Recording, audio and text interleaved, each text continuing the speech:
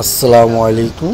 আপনাদেরকে দেখাবো ভাস্কর্য মতিঝিলের বকচক্কর। আপনাদেরকে দেখাচ্ছি মতিঝিলে 3 রাস্তার মোড়ে বকচত্বর, যেটি রয়েছে মতিঝিলের 3 রাস্তা মোড়ে বকচক্কর, বাংলাদেশ বিমান অফিসের অপর পাশে। আমি আপনাদেরকে ঘুরে ঘুরে দেখাচ্ছি বকচক্করটি।